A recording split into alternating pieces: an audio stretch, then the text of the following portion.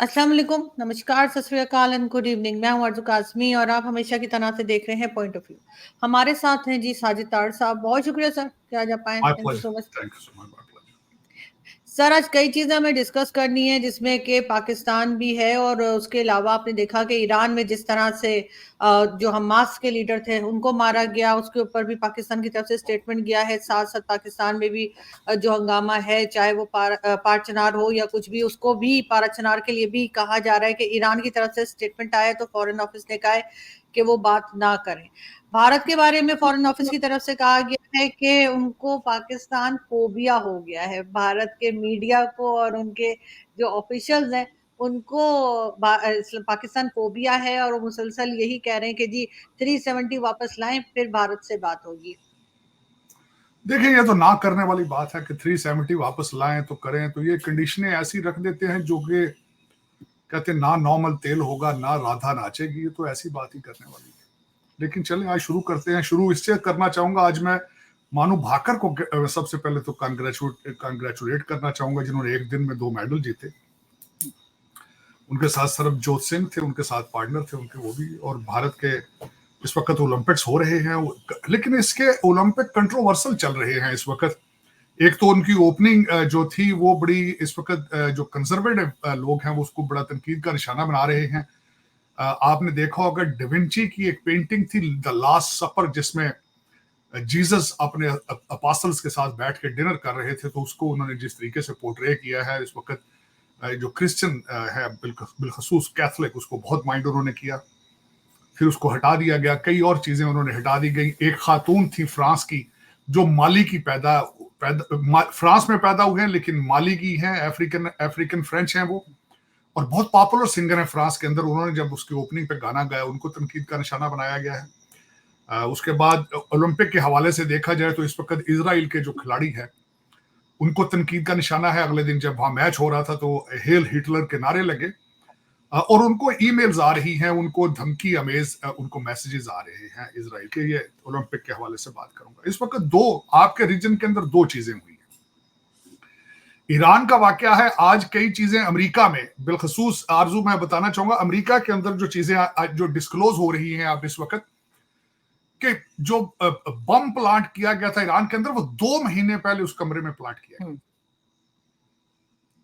कल मैं किसी जगह बात कर रहा था कि आप सारी चीजें आप ब्लेम उनको ना कर दिया करें जो आपके लोग बेचते हैं अपने आप को। कल मुझे किसी ने पूछा कि ये देखें जी, भारत भी तो इस तरह घुस के अंदर मारता है अपने लोगों को। मैंने कहा मारता है, मारना चाहिए उनको। अगर उनका हाथ, ये तो जो ताकतवर होगा वो बदला लेगा, ताकतवर होगा रिटेलिएट करेगा वो। लेकिन आप ये बताएं पाकिस्तान के अंदर वो घुस के किस तरह मारे? पाकिस्तान में जितने मर्डर हुए वो पाकिस्तानियों ने किए हैं। किस तरह किए होंगे? पैसे लेके किए होंगे। जो जिसके पास ताकत होती है वो उसी तरीके से उसको रिटेलिएट यूज करता है अपने सोर्सेज रिसोर्स को। अब यहां पे जब पता चल रहा है कि ईरान में 2 महीने पहले प्लांट हुए, 3 जनाजे आज निकले बड़े। एक जनाजा था तेहरान के अंदर, दूसरा जनाजा बैरूत में शकूर साहब का था जो उन्होंने बैरूत में अटैक किया है, और तीसरा जनाजा जो है वो आज निकला है फलस्तीन के अंदर, इराक के अंदर, हम सारी बगदाद के अंदर, जिसके ऊपर एलिगेशन है कि उसको अमेरिकन ने मारा है किसी बेस पर। 3 जनाजे हैं, बड़ा रिटेलिएट। पाकिस्तान के अंदर भी आपने सिंबॉलिक जनाजे आपके हुए, जुलूस निकले, यहाँ पे भी आरजू। आप तो हमेशा, खैर आप कोई दूसरा करे ना करे, आप तो बेगानी शादी में अब्दुल्ला दीवाना हो जाता है हमेशा ही। हमेशा आपको अपना पारा चनार नजर नहीं आता जहां पे 49 माओ के बच्चे मर्डर किए गए। 49 सर जिबा किया है, गर्दन लेके बैठे हुए हैं। आरजू किया किस बेस पे किया कि वो शिया है, किया किस बेस पे कि शिया है। और ये भी पता चल रहा वो जमीन का झगड़ा था जो बाद में स्पिल करके साइड पे चला गया, और 100 के करीब, उनमें से भी कई बहुत तशवीशनाक हालत में है, दुख का मुकाम है, और कोई उस पर मीडिया कवरेज नहीं है। जबान बंदी है, लेकिन जबान बंद करने से बिल्ली चली तो नहीं जाती, बिल्ली तो वहीं रहती है। और मैं जब इस दफा मैंने वो कुरम एजेंसी के बारे में ज्यादा डिटेल में पढ़ा, तो वहां पे शिया लोगों को पहले भी तशद्दुद का निशाना बनाया जाता है, और अफगानिस्तान से तालिबान आते हैं और उनके ऊपर हमले करते हैं। और देखा जाए तो इस वक्त पाकिस्तान के अंदर कुछ सूरत हाल इतनी अच्छी नहीं है, तशवीशनाक है। ग्वादर के अंदर भी इसी तरह के वाकयात हो रहे हैं जिनको बताया नहीं जा रहा है इस वक्त। तशवीशनाक हालात हैं। और सिक्योरिटी वाले भी इन चीजों को जो है सपोर्ट कर रहे हैं, यानी नहीं, वो कह रहे हैं सपोर्ट कि ठीक है। आरजू सपोर्ट क्या करना है जब इतनी तादाद में हो वाकयात, इतनी तादाद में हो तो किस किस को क्या क्या करें आप। मुझे कल आज सुबह किसी से डिबेट की, मैंने कहा यार मुझे रोजाना फौज को गालियां देते हो, जुडिशरी को गालियां, कुछ फलाम डिपार्टमेंट, मैं मान लेता हूं ये दो अदारे आप कहते हो बुरे होंगे, कोई आप अदारा बता भी दो जो अच्छा है। कोई ऐसी चीज मुझे मिसाल दो, मेरे कान तरस चुके हैं, मैं मुझे ये तो पता हो कि फलां चीज अच्छी चल रही है, उस पर बात करता हूं। आज मैं जो बहुत दुख की मुझे खबर मिली है, जो मैं सुबह से रिसर्च कर रहा हूं, आपके एफबीआर के चीफ जो हैं उन्होंने रिजाइन दे दिया है, टवाना साहब ने, जुबैर अमजद टवाना साहब ने रिजाइन किया है। जब उसको मजीद तफसील से मैंने पढ़ा कि ये वजह क्या, उन्होंने रिजाइन क्यों दिया है, पता चला है कि वजीर आजम साहब के एक चहेते हैं सलमान अहमद खान, उनका नाम है मैकेंजी, एक अमेरिकन कंपनी है जिसके जो वो कंट्री हेड है पाकिस्तान के अंदर, उनको ठेके दिए गए थे एफबीआई को, FBR federal board of revenue को रिफॉर्म करने के लिए। अब पता नहीं वो किकबैक्स हैं, कमीशन है, क्या अंदर धोखाबाजी चल रही है, लेकिन उसके अंदर रुकावट बन गए थे जुबैर अमजद टवाना साहब, इज अ सिविल सर्वेंट। उन्होंने वजीर आजम साहब ने कहा कि मैं खुद इस्तीफा दे दूंगा लेकिन तुम्हें सलमान अहमद साहब को रोकने की इजाजत नहीं दूंगा। ये थोड़े दिन पहले की बात। वो शरीफ आदमी थे टवाना साहब, बेचारे उनके घर वालों ने कहा होगा कि वो सारा दिन परेशान रहते हो, दफा मारो इसको, लिखो चिट्ठी तो फारग। उन्होंने रिजाइन कर दिया है। अब सलमान अहमद खान के बारे में समझा जाता है मैकेंजी वाले भाईजान जो हैं उनको वो मिनिस्टर ऑफ उनको फाइनेंस बनाना चाहते हैं या को बिग रोल देना चाहते हैं। चलो ऐसे ही है, शर्मिंदगी है, आप इनसे आगे नहीं जा पाएंगे। दूसरी सबसे बड़ी शर्मिंदगी है उस बंदे ने, एक बंदा है जिसकी पुरानी आदत है कि पाकिस्तान के मुंह पे और मुसलसल थप्पड़ मारते रहना है। नेशनल एम्बेरसमेंट वो बंदा बन चुका है। वो कौन है? वो आपके इस वक्त सेनेट के चेयरमैन है। वो लंदन तशरीफ ले गए हैं, किस वजह से ये भी किसी को ज्यादा लोगों को नहीं पता। उनके दोहते की इनॉग्रेशन थी और उन्होंने एक पूरा सेनेट का एक पूरा ट्रिप जो है सरकारी खर्चे पे उन्होंने खर्चे पे किया, सारी फैमिली को साथ लेकर चले गए और 2-3 हजार डॉलर के उन्होंने सूट पहन रखे हैं, जबकि लोग यहाँ पे बिजली के बिलों पे खुदकुशियां कर रहे हैं इस मुल्क के अंदर। सर ये वही है ना जो हार ले गए थे, नेकलेस ले गए थे, हार भी ले गए थे। और एंजेलिना जूली ने यहाँ इस सैलाब के लिए, एंजेलिना जूली यहां से वहां गई थी तो ये अपनी पूरी फैमिली को जहाज पर इन्होंने मुल्तान से बुला के उनके साथ तस्वीर के लिए बुलाया था। तो एंजेलिना जूली ने तस्वीर बनाने से इनकार कर दिया था, यहां वापस आके कहा था कि ये बहुत करप्ट लोग हैं, इनको इमदाद नहीं देनी चाहिए। आज आईएमएफ को ये नहीं पता ये क्या कर रहे हैं। ये अपने दोते की ग्रेजुएशन की इनाग्रेशन पर सारी फैमिली का टूर बना के सेनेट का सारा साथ ले गए हैं। आईएमएफ वाले अंधे हैं आज, किधर गए हैं वो, कहां गए? वो देख नहीं रहे सारा कुछ। ये सऊदी और ये जितने कुवैती और ये जितने अमाराती जो आपको पैसे दे रहे हैं, जो चाइना के आप पैसे मार रहे हैं, ये कहां गए हैं सारे आज? ये क्यों नहीं इनसे पूछते भाई ये क्या कर रहे हो यार? दूसरा आपको ये भी नहीं पता, वो उन्होंने खैर कहा तो है कि मैं जाती खर्चे पे सुना है न, अपना सनाउल्लाह साहब अपनी फैमिली को लेके तो ओलंपिक के साथ अपना ओलंपिक को एंजॉय करने के चले गए, लेकिन किसी ने पूछा उन्होंने कहा मैं तो जाती खर्चे पे आया हूं। या तो रसीदें कौन चेक करेगा सर? झूठ बोलते हैं, रसीदें देंगे। लेकिन अगर आपके लेवल ये हैं आरजू, अगर आपके लेवल ये हैं और ये उन लोगों के हैं जो पॉलिसी मेकर्स हैं, जो आपको रूल कर रहे हैं और अब चोरी छुपा के नहीं कर रहे, दनाते हुए चोरियां कर रहे हैं, फ्रॉड लगा रहे, इनसे पूछने वाले कोई नहीं।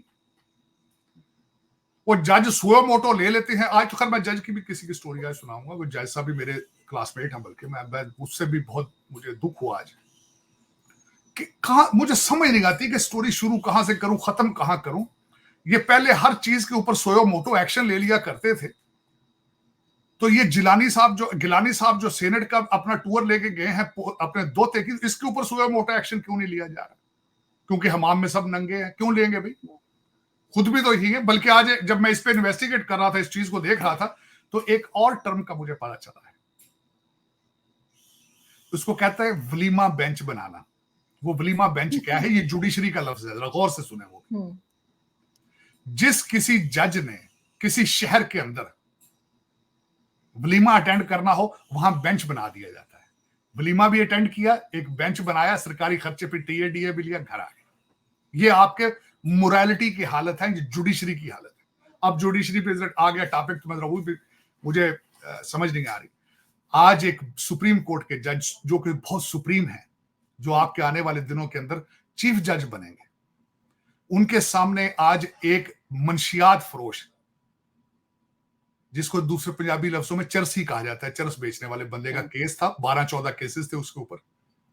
मैं उस वकील को उसके सामने पेश हुआ, मैं उसको सलूट पेश करना चाहता हूं।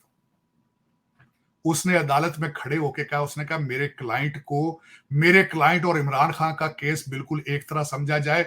इमरान खान को 200 केसेस होने के बावजूद अगर उनको जमानतें मिल सकती हैं, तो मेरे क्लाइंट के ऊपर सिर्फ 12 केसेस हैं, और वही प्रिविलेज मिलना चाहिए जो इमरान खान को है। बल्कि मेरा क्लाइंट, मेरा मुवक्किल जो है, मेरा जो क्लाइंट है, इज मोर डिजर्विंग, क्योंकि मुर्शद पाक को देसी घी में राने पका पका के दी जाती हैं।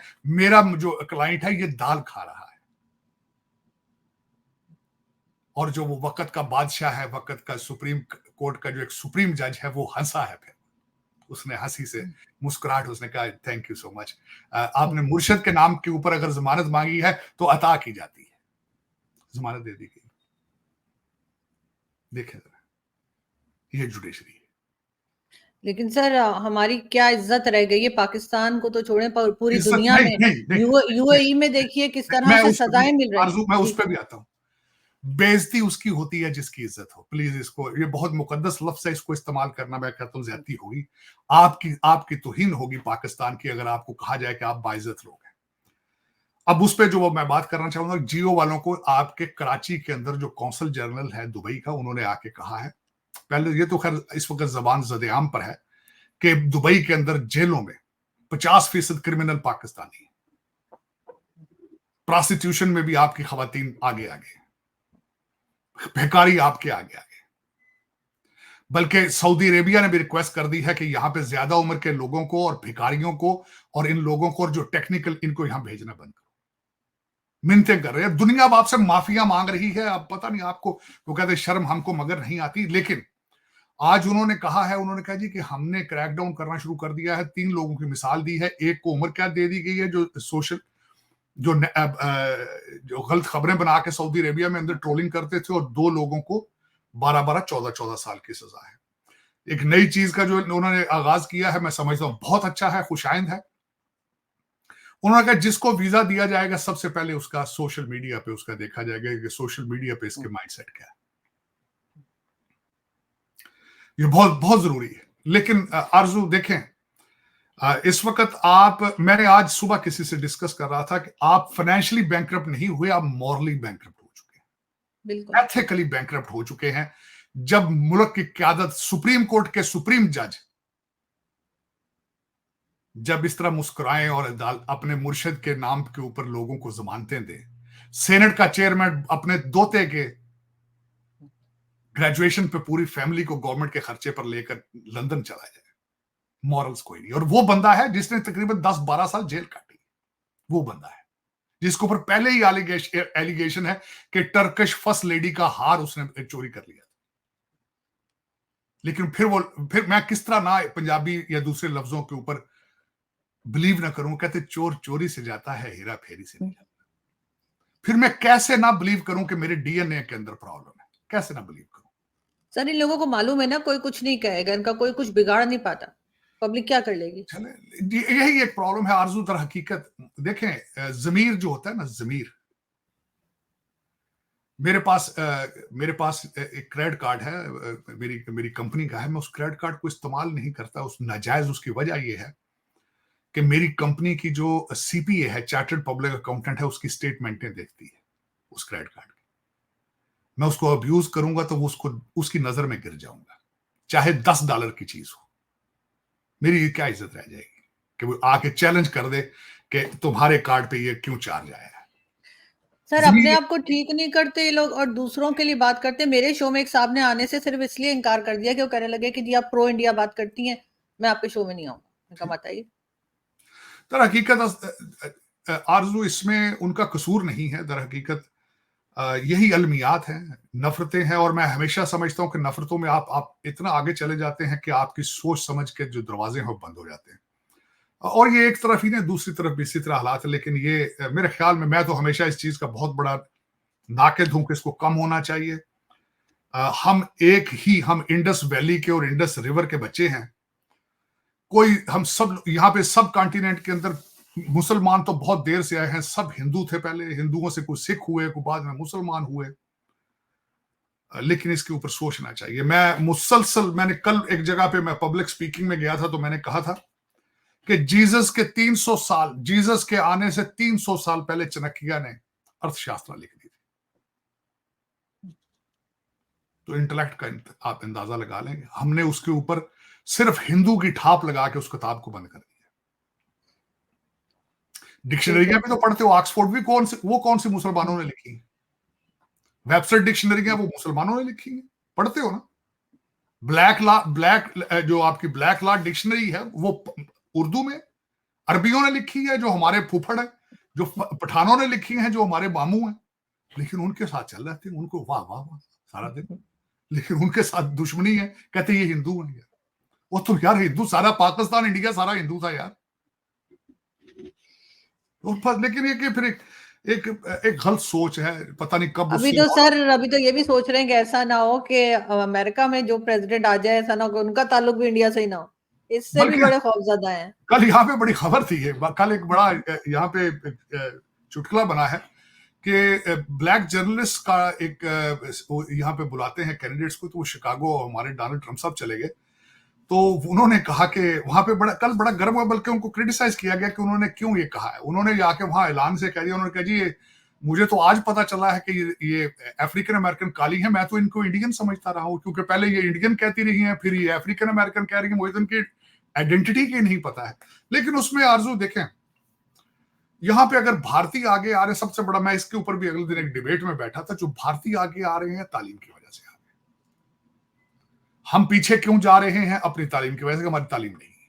अब मैं उसकी सबसे बड़ी मिसाल ये है कि यहाँ पे जितना लौंडा लपाड़ा है, जो कहते हैं डॉक्टर हैं, फाक्टर हैं, सारे पीटीआई को सपोर्ट कर रहे हैं। रहना अमेरिका में हो, बच्चे यहां पैदा करने हो, खाना भी इनका हो, सपोर्ट पीटीआई की है, सपोर्ट पीपल्स पार्टी और नून लीग की है। जहां रहना है वहां इंटीग्रेट नहीं करना, उनके कल्चर को सपोर्ट नहीं करना, 4 जुलाई को सपोर्ट नहीं करना, 14 अगस्त वाले दिन अपना उस दिन खाबे खाने हैं और मिली तराने की हालत सुन लें। बल्कि मैं आजकल उसकी उर्दू में ट्रांसलेशन करने की कोशिश कर रहा, उससे दोबारा समझने। आप कैसे लोग हैं? आपका तराना पर्शियन लैंग्वेज में है, कभी गौर किया आपने? जी। नमाज का मैं पिछले दिनों सर्वे करता रहा हूं, बहुत ज्यादा पाकिस्तानियों को नमाज तर्जमे के साथ नहीं आती। मैंने अगले दिन सर्वे शुरू कर दिया, तराने का भी किसी को कोई पता नहीं है कि क्या कह रहे हैं तर्जमाने पाकिस्तान। तो ये सारा कुछ रह बरे तरक्की हुआ, मैं कोई पता नहीं कि इसके मीनिंग्स क्या है। पर्शियन में है, बस पढ़ लेते हैं, रट्टा मार लिया, बस पढ़ लेते। पर्शियन में है ना, पता होना चाहिए ना। हाँ, मैं कहता हूं मेरा तराना पंजाबी में होना चाहिए यार, मुझे पता तो मैं कर क्या रहा हूं ये। चलिए, फिर ये दर हकीकत जब आप डिनाइल में हो, जब 25 करोड़ लोग डिनाइल में हो, तो फिर ऐसे ही होता है। फिर उसमें आप उसको कहां ले जा सकते हैं? उसका कोई हल नहीं। सर ये भी कह रहे हैं कि $3 बिलियन के करीब इन्होंने जो है सूद अदा कर दिया है, जो इन्होंने कर्जा ले रखा है। वो इसलिए देते हैं ना, कोई 3 बिलियन देंगे तो आगे 10 बिलियन मजीद लेंगे। दूसरी एक बात जो आजकल मुसलसल यहाँ पे चल रही है, जो मैं बिल्कुल एक बात, जो आखिरी पॉइंट है आपसे डिस्कस करना चाहूंगा। यहाँ पे एक सेनेटर है फ्लोरिडा से, मार्को रूबियो, उन्होंने बिल पेश कर दिया है कि भारत को स्टेटस दिया जाए, जापान वाला, इजराइल वाला और नेटो वाला स्टेटस दिया जाए। और बिलखसूस उन्होंने पाकिस्तान के साथ जो पाकिस्तान को कहा है कि जो वो टेररिज्म में इन्वॉल्व है, पिछले काफी महीनों से आपने देखा होगा कई वाकयात हुए, उसको क्रिटिसाइज किया जा रहा है यहाँ पे। वो क्यों है? दर हकीकत उस रीजन के अंदर 2-4 चीजें हुई हैं पिछले दिनों में, ये आपको नोट करना होगा। मोदी साहब यूक्रेन गए हैं, यहां से आपने देखा होगा कि स्टेट डिपार्टमेंट ने क्रिटिसाइज किया है, जो इंडिया के अंदर अमेरिकन एम्बेसडर उसने किया है। यहां से डोनाल्ड लू ने अगले दिन 3-4 इन्होंने प्रेशर मेंटेन किया था। ये समझते हैं कि शायद अब मोदी साहब यूक्रेन गए हैं उसको न्यूट्रलाइज करने के लिए। यहां पे मार्को रूबियो जो है, क्योंकि रिपब्लिकन है, वो भी अब इस पे जो इस वक्त डेमोक्रेट हमारे जो हुकूमत है उनके ऊपर प्रेशर क्रिएट करना चाहते हैं कि इंडिया के साथ अपने रिलेशनशिप ठीक किए जाए। तो ये दर हकीकत एक दूसरा बैलेंसिंग एक्ट है, ये भी मैं मेंशन करना चाह रहा था जो इस वक्त उस खित्ते में चल रहा है। दूसरा जो आपके मैंने एक चीज भूल गया बात जिक्र करना कि इस वक्त जो 3 जगह पे अटैक किया है, 2 जगहों पे इजराइल ने अटैक किया है, एक ईरान के अंदर और दूसरा लेबनान के अंदर। इसमें एक चीज सामने क्लियर नजर आ रही है कि इजराइल अपनी सख्त कोशिश कर रहा है कि किसी तरीके से अमेरिका को घसीट कर जंग में ले आए। उसकी वजह क्या है कि दूसरी साइड पे चाइना और रशिया मुसलसल हमास को और हिजबुल्लाह को और हौतीस को सपोर्ट कर रहे हैं। उनको असला भी देते हैं, उनको सपोर्ट भी देते हैं, उनको इंटेलिजेंस भी उनके साथ शेयर करते हैं। इजराइल अपने आप को एक अकेला समझ रहा है और वो चाहता है कि वो जिस तरीके से उन्होंने रिटेलिएट जिन्होंने अटैक किए हैं कि किसी न किसी तरीके से अमेरिका को घसीट के लाया जाए। लेकिन अमेरिका मर्दे बीमार है इस वक्त। अगर देखा जाए तो अलास्का के ऊपर रशियन और चाइनीज शिप्स आ चुके हैं, तो उसका उन्होंने कवर ही नहीं की CNN ने। क्यूबा के पास आके रशिया ने अपनी नेवल एक्सरसाइज की है, उसको उन्होंने कवर ही नहीं किया। तो वो हेल्प किसी की क्या करेंगे। इजराइल बाय देमसेल्फ अब देखें रिटेलिएट वो किस तरह करते हैं। एक नई स्ट्रेटजी देखी गई है इस जंग के अंदर। लेबनान के अंदर जो था, हिजबुल्लाह समझता रहा है कि ये सिर्फ बॉर्डर पर अटैक करेंगे, लेकिन उन्होंने बैरूत के अंदर घुस के मारा है, डीप इनसाइड द लेबनान। दूसरा, ईरानी भी यही नहीं समझते थे कि वो इस तरीके से तेहरान के अंदर अटैक करेंगे, तो उन्होंने तेहरान में अटैक किया है। इस वक्त इजराइल ऑन रेड अलर्ट, उनके जो डिग्नेटरीज है उनको कह दिया गया इजराइल छोड़ के बाहर ना जाएं वो। और इस वक्त एक्सपेक्ट कर रहे हैं वो कि इजराइल के भी मेन शहरों के ऊपर अटैक किए जाएंगे। आज जो आयतुल्लाह है ईरान के, उन्होंने कहा है कि मॉर्न करें first, revenge later. Today is a mourning, tomorrow is a revenge. तो वो क्योंकि इस वक्त अगर देखा जाए दूसरा वाकया है, इससे पहले रईसी उनके जो सदर थे हेलीकॉप्टर में उन्होंने क्रैश किया, उस पर भी आवाजें उठती थी कि Israel is involved in that accident. लेकिन अब मेरा ख्याल है कि ईरान के पास they have no choice except retaliating. जो अमेरिका के अंदर वाशिंगटन DC के अंदर बातें हो रही हैं कि पिछली दफा ईरान ने जो अटैक किया था वो अमेरिका की मर्जी से इनके साथ इनको ऑन बोर्ड लेके किया था।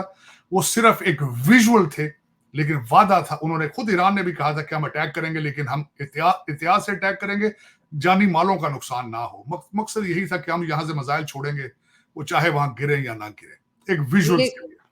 लेकिन सर बहुत से लोग ये भी कह रहे हैं कि अमेरिका इन्वॉल्व है इस अटैक में जिसमें ये मारा गया है हमास का लीडर। तो वो कह रहे हैं कि अमेरिका और ईरान बीच में मिले हुए हैं, हो सकता है इजराइल का ना कुछ लेना देना। देखिए उसमें आरजू, देखिए अमेरिकन क्या है, इस सारी हर चीज के पीछे तो अमेरिका की वीक फॉरेन पॉलिसी होती है। तो यहाँ अमेरिका खुद इन्वॉल्व होता है। मैं जिस तरह मिसाल दूंगा, अब टोनी बिल्कन साहब ने कहा है कि हम इन्वॉल्व नहीं है। आप इन्वॉल्व कैसे नहीं है? सारा पैसा आप इजराइल को आप दे रहे हैं जंग के लिए, सारे आर्मामेंट्स बम्स आप प्रोवाइड कर रहे हैं, तो आप इन्वॉल्व तो हैं इस चीज में।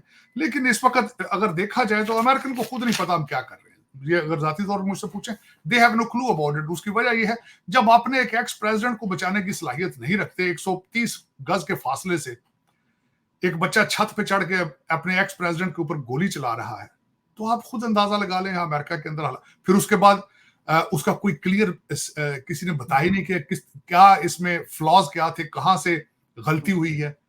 बड़े दिन लोग यहाँ चीखते रहे, पूछते रहे। सीक्रेट सर्विस जो इस सिक्योरिटी की इंचार्ज थी, उन्होंने स्टेटमेंट ही नहीं देते थे, आके बताते ही नहीं थे। आज भी लोग कंफ्यूज हैं, पता ही नहीं वो बंदा आया कहां से था, मोटिव क्या था उसका, कोई किसी को कोई पता नहीं। तो सर्कमस्टांस, और फिर उसके बाद ये चीजें पता चल रही हैं। पहले वो 3 मिनट बंदा स्नाइपर जो इजाजत मांगता रहा, उसको इजाजत नहीं दी। जब उसने पहला फायर किया तब इजाजत दी गई। दूसरा, एक और स्नाइपर जिसकी ड्यूटी छत पर थी, वो गर्मी होने की वजह से वो छत पे चढ़ा ही नहीं। तो इन सर्कमस्टांसेस में आप अगर कहेंगे कि अमेरिका यहां से ईरान में जाके कुछ करने की सलाहियत रखता, मैं तो इस चीज को तस्लीम नहीं करूंगा। हमारे 20 मिलियन क्रिमिनल्स एंटर हो चुके हैं, हमें कोई पता नहीं वो कहां से आए हैं, क्या करेंगे। सर लोग ये कह रहे हैं कि ईरान से करवाया है अमेरिका ने। कई लोगों का ये कहना है कि क्योंकि फिर उन्होंने ये डील की होगी कि हम तुम्हें ऑयल सेल करने की या वो बेचने की इजाजत दे देंगे, सैंक्शन सारी नहीं हटाएंगे, थोड़ी नरम कर देंगे। पॉसिबल है, कुछ भी हो, इस पे कोई शक नहीं है, हो सकता है ऐसे, कोई ऐसी बात नहीं है। ये तो आपको पता है, इस तरह के हरकत हालात के अंदर तो सब चीजें जायज होती हैं। लेकिन इसके बाद आप जब रिटेलिएट करेंगे, उस पे माओ के बच्चे मरेंगे। मेरा दुख तो इस बात पे, चाहे 49 शिया मारे जाएं, चाहे 50 हिंदू मारे जाएं, वो माओ के बच्चे हैं। बिल्कुल। दुनिया के अंदर हर इंसान एक कीमती इंसान है। उसकी जान, बल्कि हर जानवर एक कीमती जानवर जिसकी जान है, ये ज्यादती नहीं होनी चाहिए। ये जंगें हल नहीं है, जंगें हल नहीं है। मोदी साहब ने खुद रशिया के अंदर बैठ के फरमाया था, उन्होंने कहा था जब बच्चे मरते हैं तकलीफ होती है, तकलीफ। जो भी इंसान मरता है, उसकी माँ है, उसकी बहन है, उसकी बीवी है, उसके गलत बात है, बहुत गलत बात मेरे ख्याल में। अब देखें उसके रिटेलिएशन में पहले 12 बच्चे मारे, गोलान हाइट्स में मारे गए बच्चे, वो माओ के बच्चे थे। वो उनके बाप जरा उनके शूज में आप पांव डाल के देखें तो चीखें निकल जाती। तो वो उन्होंने भी, जिसने किया वो भी गलत था, आज जो हो रहा है वो भी गलत है, जो कल करेंगे वो भी गलत होगा। मैं किस तरह, मैं तो खुद इन चीजों को बहुत करीब से देखता हूं और कंडेम करता हूं। बहुत गलत बात, बहुत गलत। बिल्कुल ऐसा ही है सर। और ये जंग जो है ये फिलहाल कई लोगों को फैलती हुई दिखाई दे रही है कि इसराइल और फलस्तीन से निकलकर ईरान तक जो है आने का खतरा है। बहरहाल देखते हैं इसमें क्या होता है, और आपसे भी हम कनेक्टेड रहेंगे, क्योंकि आप ज्यादा दिन के लिए मत गायब हुआ करें। आपके जितने फैंस हैं सब मेरे पीछे पड़ जाते हैं मैसेज कर करके। Thank you so much sir, क्या आज आपने ज्वाइन किया। Thank you.